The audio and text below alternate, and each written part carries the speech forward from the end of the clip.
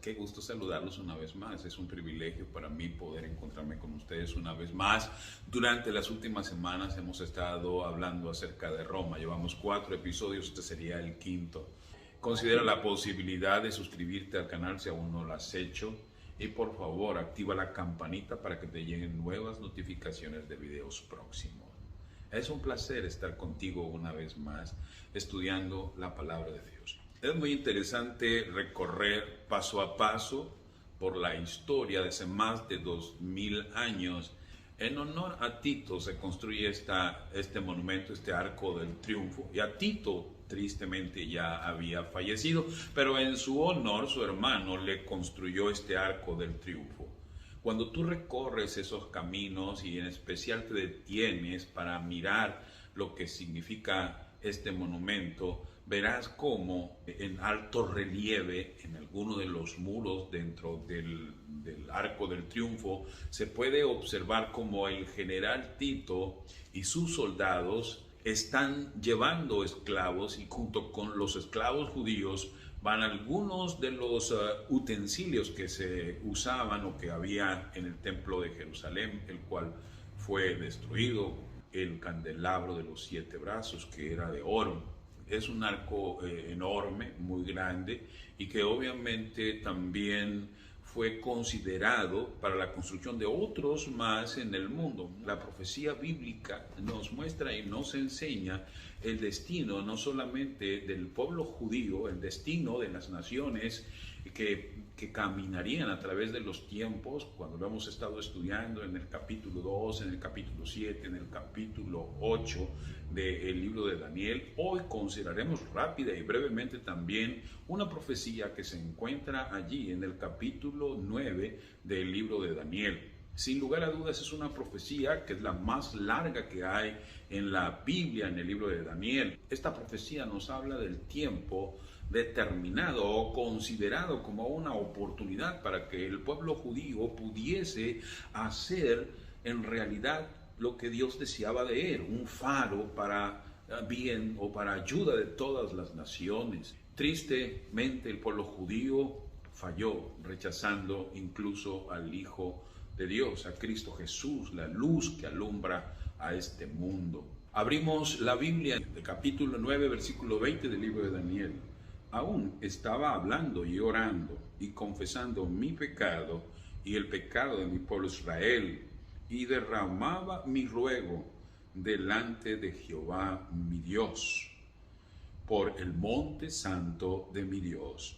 Aún estaba hablando en oración cuando el varón Gabriel, a quien había visto en la visión al principio, volando con presteza, vino a mí como a la hora del sacrificio de la tarde, y me hizo entender y habló conmigo diciendo: Daniel, ahora he salido para darte sabiduría y entendimiento. Estas dos cosas son importantísimas y esenciales. Provienen de Dios, no provienen de un ángel, provienen de Dios.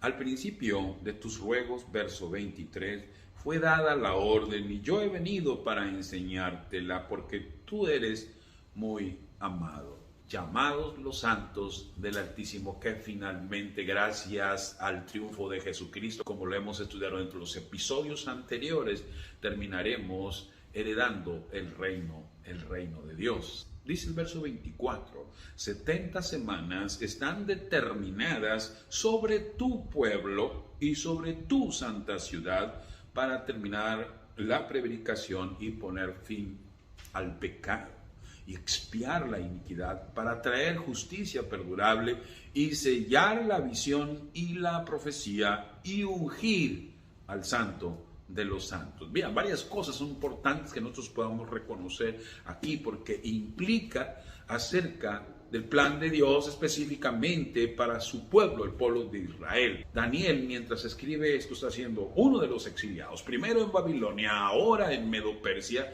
y el Señor ahora le está describiendo el futuro de su pueblo. Y esto es muy importante porque tiene una conexión entonces con el Santo de los Santos, y el Santo de los Santos es el Señor Jesucristo, porque ahora Dios a través de Gabriel le está diciendo: entiende esta visión, porque es importante que nosotros podamos tener claridad acerca de lo que Dios quiere, claridad acerca del plan de Dios, no solo para las naciones, sino también para nuestras vidas. Es importante que nosotros podamos recibir sabiduría y recibir entendimiento. 70 semanas, proféticamente hablando, nosotros tenemos que entender que en la Biblia se habla día por año y tenemos que entender entonces que 70 semanas serían 490 años que estarían determinados o que serían en este caso cortados de un periodo más largo,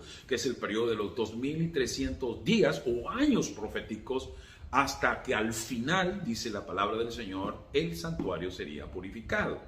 Pero entendamos primero que de esos 2300 años serían cortadas 70 semanas, que serían las semanas determinadas sobre su pueblo, o sea, sobre Israel y sobre su santa ciudad, en este caso, sobre Jerusalén. ¿Por qué sería importante?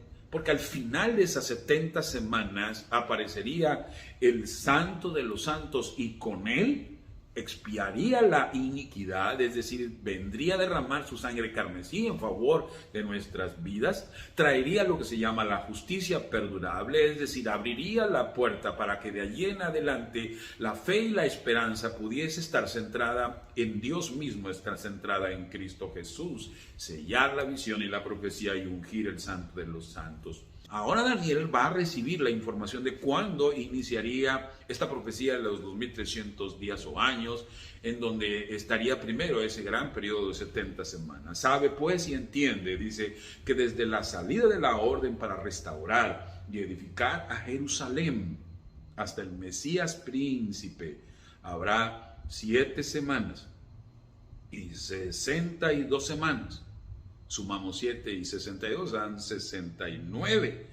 Y el inicio de toda esta profecía está en la salida de la orden para restaurar y edificar a Jerusalén. Esta profecía que inicia en el 457, cuando se da la salida de la orden para restaurar y edificar a Jerusalén por Artajerjes, un rey de los medos y los persas, hasta el Mesías príncipe, es decir, esa es la conexión, hasta el Señor Jesucristo, habría aquí, dice, 7 semanas y 62 semanas, en total 69 semanas, dice, se volverá a edificar la plaza y el muro en tiempos angustiosos, y después de las 62 semanas, es decir, al final de las 69, porque ya teníamos 7 y 2, 69. Después de 62 semanas se quitará la vida al Mesías. ¿Se recuerdan que hemos comentado en el episodio número 4 cómo los romanos habían intentado junto con los judíos acabar con Jesús, un Jesús que finalmente muere, pero muere entregando su propia vida sin necesidad ni que los judíos ni que los romanos lo mataran?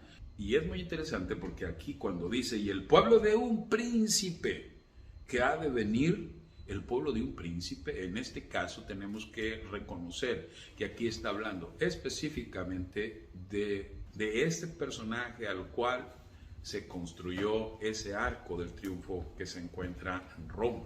Fue construido por Domiciano en honor a Tito. ¿Saben? Porque Tito vino a destruir la ciudad y el santuario, y su fin será con inundación, y hasta el fin de la guerra durarán las devastaciones. Jesús había hecho una declaración bien triste, prácticamente con ojos llorosos, bajando a uno de los montes de Jerusalén. Dijo: Jerusalén, Jerusalén, tú que matas a los profetas, tú que matas a los que son enviados a ti, ¿cuántas veces quise reunirte como la gallina reúne a sus pollitos y no quisisteis?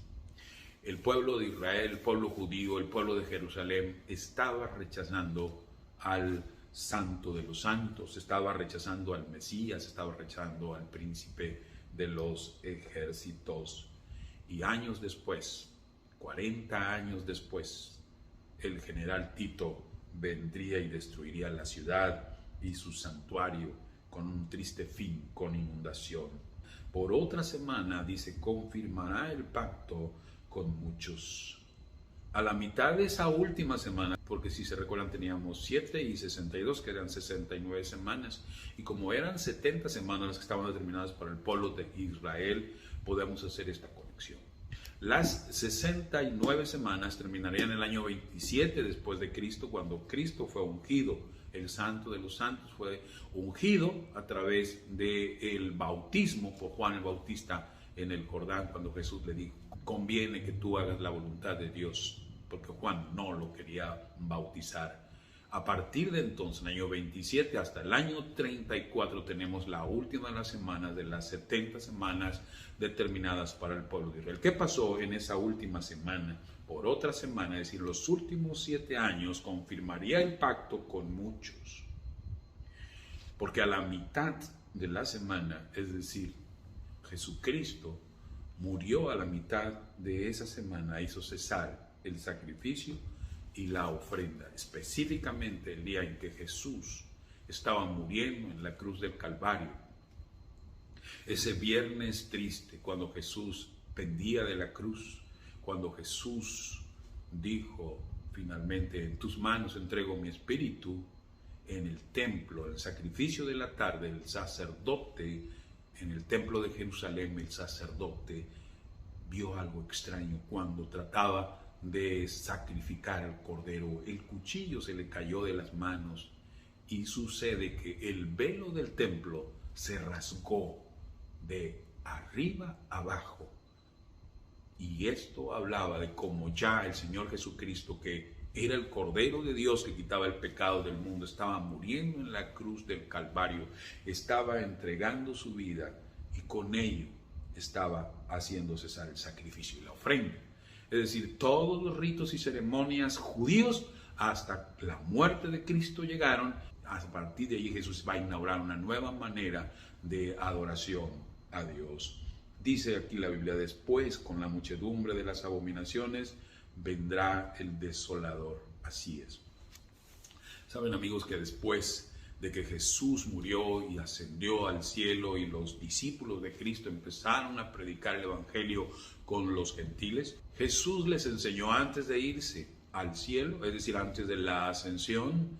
Dice el libro de Hechos que Jesús les dio poder y les dio entonces un encargo y les dijo que había que predicar el evangelio por testimonio en Jerusalén, en Samaria, en Judea y hasta lo último de la tierra, porque el plan de Dios era entonces que su iglesia que él estaba creando pudiese hacer el trabajo que los israelitas habían terminado de no hacer. Pasa que en el año 34, 3 años después de que Cristo murió y cuando el evangelio era esparcido entonces por el mundo conocido, los judíos, en el año 34, y en ese momento sellaron su rechazo completamente al plan de Dios para poder rescatarlos y para poder salvarlos. Pero ¿qué sucedió en realidad después de que Cristo murió y que los discípulos empezaron a viajar por todo el mundo para predicar el mensaje de Cristo Jesús y formar la iglesia cristiana naciente? Bueno, ustedes deben de considerar que el apóstol Pablo fue hasta Roma, como lo consideramos en el primero de nuestros episodios. Y así otros como Pedro, como Santiago, como otros discípulos empezaron a esparcir el mensaje de la iglesia cristiana, el mensaje de Cristo Jesús por otros lados, porque el pueblo de Israel finalmente ya había rechazado y ahora venía lo más triste. En el capítulo 21 del libro de San Lucas, Jesús estaba saliendo del templo y habló algo acerca de ello, es decir, la profecía, es decir, lo que se conoce como el sermón profético, Jesús hablando acerca de la destrucción de la ciudad y la destrucción del templo, ya profetizados por Daniel, en este caso en la profecía de las 70 semanas de las que hemos estado tratando. Te llevo al Evangelio según San Lucas en el capítulo 21, en el versículo 5, donde dice: y a unos que hablaban de que el templo estaba adornado de hermosas piedras y ofrendas votivas, dijo: en cuanto a estas cosas que veis, días vendrán en que no quedará piedra sobre piedra que no será destruida. Jesús conocía las profecías del libro de Daniel y sabía lo que vendría muy pronto. y le abre los ojos a sus discípulos como nos abren también nuestros ojos, porque somos sus amados. El Señor quiere que conozcamos lo que va a suceder y ahora se encuentra listo para mostrarles a sus discípulos lo que vendrá sobre su templo y sobre la ciudad de Jerusalén. Ustedes saben que cuando Jesús llegó a esta tierra, llegó cuando la autoridad de Roma estaba gobernando prácticamente el pueblo de Israel, la ciudad santa, Jerusalén. De hecho, cuando Jesús murió, 2 de sus discípulos que viajaban a Emaús le dijeron al mismo Jesús, al cual no reconocían al principio: nosotros esperábamos que este Jesús fuese el que nos redimiese de los romanos, porque en general el pueblo de Israel siempre estaba esperando a ese Mesías, pero no estaba esperando para redimirlo del pecado, no estaba esperándolo para salvarlo, estaban esperándolos para que lo salvara del opresor, del enemigo opresor que era el César. Y en esta situación ahora había desesperanza porque Jesús había muerto. Sin embargo, ahora Jesús se encuentra hablando acerca del futuro del templo y con tristeza tiene que reconocer que ese templo, que se conocía como el templo de Herodes, que a pesar de que no tenía la misma gloria del templo de Salomón, obviamente era un templo que había sido remodelado y que se había sido ajustado, pero que había allí mucha riqueza, que había tesoros, había mucho dinero que los judíos venían y ponían en lo que se llamaba el gasofilacio, que era la parte de los tesoros que tenían los judíos allí en el templo de Jerusalén, y esto era respetado de alguna manera por los romanos, porque mientras ellos pagaran tributos, mientras ellos no se rebelaran, no había mayor problema. De Jesús está visualizando y vislumbrando primero ya la destrucción de Jerusalén y ahora la destrucción del ícono más importante del pueblo judío, que era el templo. Había sido remodelado y había sido colocado no solo paredes de oro dentro del templo, como los muros del templo había enormes piedras, había mármol, había muchas cosas que Jesús dijo: no va a quedar piedra sobre piedra. Y obviamente que esto alarma a los discípulos, que preguntan lo siguiente: Maestro, verso 7 del capítulo 21 de Lucas, ¿cuándo será esto? ¿Y qué señal habrá cuando estas cosas estén por suceder? Aquí esto es muy interesante porque Jesús va a hacer entonces una conexión con la destrucción de Jerusalén y de su templo con la destrucción del mundo. Aquí en el capítulo 21 de San Lucas, tanto como en el capítulo 24 de San Mateo, en lo que se conoce como el sermón profético, el Señor Jesús hace alusión no solo a la destrucción de Jerusalén y de su templo, sino también a la destrucción del mundo, es decir, al regreso de Cristo Jesús, que está conectado con la destrucción de este mundo. Obviamente, el capítulo 21 y el capítulo 24 nos hacen una descripción de las señales que va a haber antes del regreso del Señor Jesucristo, también señales ominosas de cómo entender cuándo la ciudad de Jerusalén, cómo su templo sería destruido y no quedaría piedras sobre piedras. Y aquí Jesús, en el versículo 20 del capítulo 21, da una de esas advertencias y señales para sus seguidores, los cristianos, los que eran aborrecidos por los judíos, incluso perseguidos por ellos, y obviamente por el Imperio Romano, que tampoco gustaban de conocer que había una nueva secta, una nueva manera de ver la vida, que eran los cristianos. Verso 20, Jesús dice: pero cuando viereis a Jerusalén rodeada de ejércitos, sabed entonces que su destrucción ha llegado. Entonces dice el verso 21: los que estén en Judea, huyan a los montes, y los que en medio de ella, váyanse, y los que estén en los campos, no entren en ella, porque estos son días de retribución, para que se cumplan todas las cosas que están escritas. Mas ay de las que estén encinta, verso 23, y de las que crían en aquellos días, porque habrá gran calamidad en la tierra e ira sobre este pueblo, y caerán a filo de espadas, y serán llevados cautivos a todas las naciones, y Jerusalén será hollada por los gentiles hasta que los tiempos de los gentiles se cumplan. increíble, pero Jesús está prediciendo la destrucción de su ciudad, la destrucción de su pueblo, y que estos iban a ser llevados cautivos por muchas partes del mundo. En aquel entonces fueron llevados cautivos a Roma. Ven allí en el Arco del Triunfo a Tito, se ve cómo los cautivos van caminando, llevados por los soldados romanos comandados por Tito. Es una tristeza, pero todo vino como consecuencia de ese rechazo al Señor Jesucristo. Que sean de Jesucristo, porque cuando uno rechaza a Jesucristo, cuando uno termina de darle la espalda a Jesucristo, viene como consecuencia destrucción, cautividad, una triste realidad para las personas que no quieren tener a Dios en su noticia, que no quieren que Jesús sea el Señor de sus vidas. De hecho, capítulo 24 del libro de San Mateo, en el versículo 15, dice lo siguiente: por tanto, cuando veáis en el lugar santo la abominación desoladora de que habló el profeta Daniel, el que lea entiende. Ahora, Jesús conocía la profecía de las 70 semanas. Jesús sabía que el fin del pueblo de Israel iba a terminar en el año 34 y que después de eso estarían a merced de los ejércitos de Roma. ¿Qué fue lo que pasó? ¿Qué fue lo que sucedió cuando esta abominación desoladora llegó allí? Cuenta la historia que después de que Jesús murió, años después, ya después más o menos en el año 63, el pueblo judío, harto, cansado del yugo de los romanos y habiendo Cesio Floro tomado dinero del templo, esto molestó mucho a los judíos. Hubo lo que se llama la primera revuelta, que terminó en Masada, cuando el pueblo judío de los de Jerusalén fueron y atacaron esa fortificación romana y mataron muchos soldados.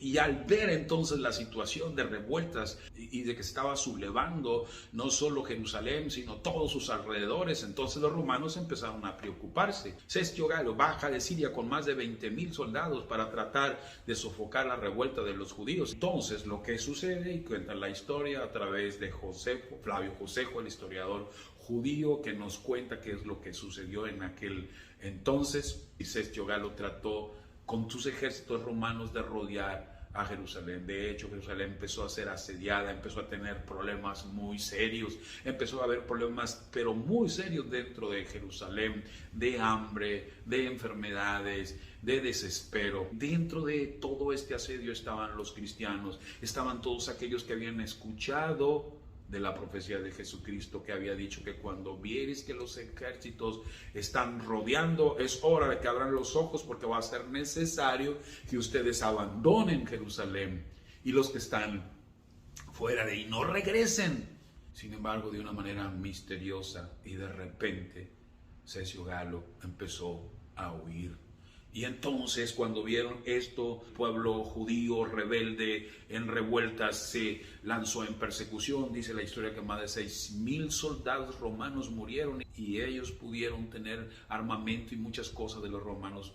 Razones por las cuales Cestio Galo se estaba retirando no eran imposibles de poder explicar. Sin embargo, y esto sí es muy importante, porque el pueblo de Dios, es decir, los cristianos, los seguidores de Cristo, los que entendían, los que tenían entendimiento y conocimiento acerca de lo que Jesús había dicho, de que cuando los ejércitos rodeasen Jerusalén, era necesario abandonar Jerusalén y no volver allí. Así lo hicieron. Salieron hacia Pella, una ciudad de Perea cercana, y donde ellos se acomodaron. Ellos tenían conocimiento y porque habían escuchado la voz de Dios.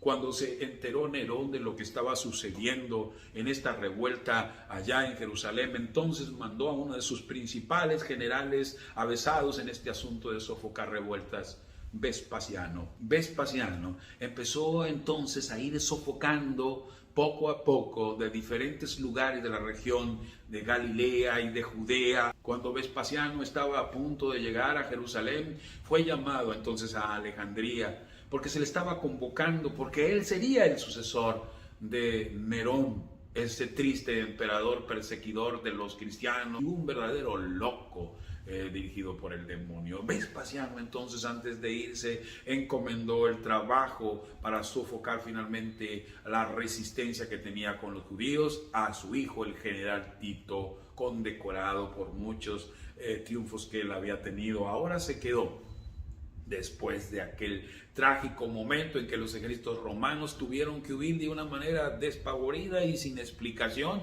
comandados por Sergio Galo. Ahora llegaba Tito, pero Tito llegaba con todos los deseos y las ganas de sofocar esta rebelión de una vez y por todas. ¿Qué fue lo que sucedió? Ya pasamos en el año 70, no fue un día, no fueron dos, fueron casi 6 meses desde que Tito trató de que se rindiese el pueblo judío, pero dentro de Jerusalén. El espíritu que tenían los rebeldes pues era obviamente un espíritu anárquico, era un espíritu de rebelión. Es posible que no conocían, es posible que no conocieron, es posible que no escucharon la voz de Jesús que había dicho lo que sucedería en aquel entonces, y ellos no se rindieron para nada, muy por el contrario. Llegó el momento en que finalmente, después del asedio, después de muchos meses, después de que había mucha hambre dentro, después de que había mucho desespero, después de que las cosas no iban bien dentro, los judíos seguían creyendo que Dios estaba con ellos. Pero finalmente dice la historia que los romanos, comandados por Tito en el año 70, pudieron entrar a Jerusalén. Pudieron llegar a Jerusalén y hubo una inundación no de agua, una inundación de sangre, masacre terrible. Era la época de la Pascua, dice la historia, y había miles, probablemente más de 1 millón de personas dentro de Jerusalén. La triste realidad es que la mayoría de ellos murieron, es decir, ríos de sangre corrían. Lo último por defender era el templo. La historia nos dice que Tito deseaba que el templo fuera preservado. Sin embargo, los soldados, en el frenesí de la batalla, en el apasionado momento de odio, de coraje que tenían contra los judíos que se resistían y que habían matado a muchos de sus compañeros previamente, uno de ellos echó una tea por un lugar del templo y el templo empezó a quemarse. Tito llegó con otro de sus generales para tratar de sofocar ese asunto de la destrucción del templo porque no deseaba que se destruyese. Sin embargo, era demasiado tarde. La turba, el desenfreno, la violencia, todo lo que se estaba generando allí impidió que se escuchase la voz de Tito y el templo fue quemado poco a poco.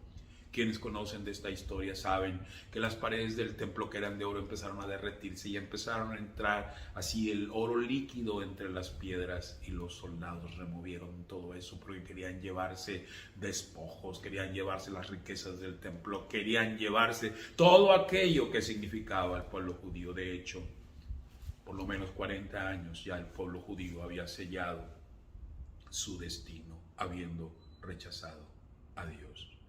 La destrucción de Jerusalén fue algo imponentemente trágico, algo que queda en la historia. El templo de Jerusalén fue removido, no quedó piedra sobre piedra. Aquellas lágrimas de Jesús sobre Jerusalén tenían una razón de ser, es decir, ese corazón duro, ese corazón de piedra que nunca quiso escuchar la voz del Hijo de Dios, ahora terminaba en lo peor, en la destrucción de Jerusalén, de su templo, y además muchísimas personas llevadas cautivas.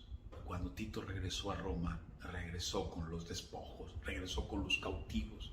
Al morir su padre Vespasiano, llegó a ser un emperador de Roma, y años después de que él falleciera, su hermano Domiciano le construyó el Arco del Triunfo. Las hazañas de Tito en la tierra deseable, en la Jerusalén, muestran las épicas batallas de la destrucción y la triste realidad de un pueblo que tenía sus días contados, un pueblo que había terminado por darle la espalda a Dios, un pueblo que había rechazado al Dios de lo alto. Jesús no solamente estaba tratando de hablarle al pueblo de Israel acerca de lo que vendría por delante con su pueblo y con su ciudad y con su templo. También nos habla a nosotros, porque Jesús vendrá, como dice el apóstol Pablo, el capítulo 9, verso 28 del libro de Hebreos. Así también Cristo fue ofrecido una sola vez para llevar los pecados de muchos, y aparecerá por segunda vez sin relación con el pecado para salvar a los que le esperan. Amigos, los que le esperan no están en tinieblas. Los que le esperan saben que vienen días ominosos, días difíciles, días en donde el mismo Jesucristo dijo en el sermón profético del libro de San Mateo 24 y de Lucas 21, en este caso Lucas 21, 26, en donde nos encontramos exactamente en la historia de este mundo, desfalleciendo los hombres, pero el temor y la expectación de las cosas que sobrevendrán en la tierra, porque la potencia de los cielos serán conmovidas. La Biblia nos dice en Mateo 24, 6, oiréis guerras y rumores de guerras, mirad que no os turbéis, porque es necesario que todo esto acontezca, pero aún no es el fin. Porque se levantará nación contra nación y reino contra reino. Habrá pestes, habrá hambres, terremotos en diferentes lugares, pero todo esto, dice el verso 8, será principio de dolores. Verso 12, y por haberse multiplicado la maldad, el amor de muchos se enfriará. Mas el que perseverare hasta el fin, este será salvo. Verso 13. Y será predicado este evangelio del reino en todo el mundo para testimonio de todas las naciones, y entonces vendrá el fin. Señales en el mundo físico, señales en el mundo económico, señales en el mundo social, señales en el mundo religioso. ¿Sabes? Es importante que la última de las grandes señales no serían ni el hambre, ni las pestes, ni serían tampoco las guerras, ni los terremotos. Sería que el evangelio de Cristo sería predicado por todas las naciones. Y es importante que tú seas uno de los que está predicando el evangelio de Cristo, que está diciéndole a la gente. Es importante que tú seas de Jesucristo, es importante que tú seas amado de Dios, es importante de que milites dentro del pueblo de Dios siendo un santo del Altísimo, porque el Señor va a venir y va a venir muy pronto. Y la palabra del Señor dice en el verso 28, cuando estas cosas comiencen a suceder, erguíos, levantad vuestra cabeza, porque vuestra redención está cerca.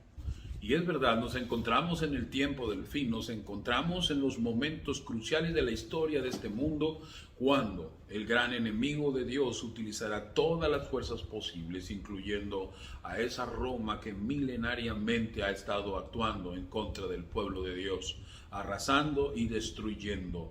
Sin lugar a dudas, el pueblo de Dios requerirá y necesitará un gran libertador. Es cierto, Jesús dice, cuando viereis que estas cosas suceden, erguíos y levantad vuestra cabeza, porque vuestra redención, vuestra liberación está cerca. Daniel, en el capítulo 12, verso 1, dice, en aquel tiempo se levantará Miguel, el gran príncipe que está de parte de los hijos de tu pueblo. Así es, queridos amigos y amigas, tenemos al príncipe de los príncipes, tenemos al santo de los santos, tenemos a Jesús, nuestro liberador, Miguel, que está de parte de cada uno de nosotros. Sin embargo, Daniel dice, y será tiempo de angustia, cual nunca fue desde que hubo gente hasta entonces. Pero en aquel tiempo será libertado tu pueblo, todos los que se hallen escrito en el libro de la vida. Mensaje maravilloso que llega hasta nosotros. Tenemos un Dios que nos libertará, tenemos un Dios que nos ama, tenemos un Dios maravilloso que estará de nuestro lado y que nos amará hasta el fin, hasta entregarnos el reino de los cielos. Permíteme orar por ti y por mí. Querido Padre, gracias por tu bondad maravillosa que se extiende hasta nosotros. Sabemos que los tiempos en que vivimos son difíciles, pero también reconocemos que está cerca nuestra redención. Sabemos que el enemigo utilizará toda su fuerza y poder, astucia y maldad, pero gracias porque tenemos a Jesús que estará listo para liberarnos y darnos la eternidad. Gracias por todo, lo pedimos en Jesús. Amén. Si te agradó este video y consideras que puede ser útil a otros, comparte. Por favor, suscríbete a mi canal y activa la campanita para recibir notificaciones de nuevos videos.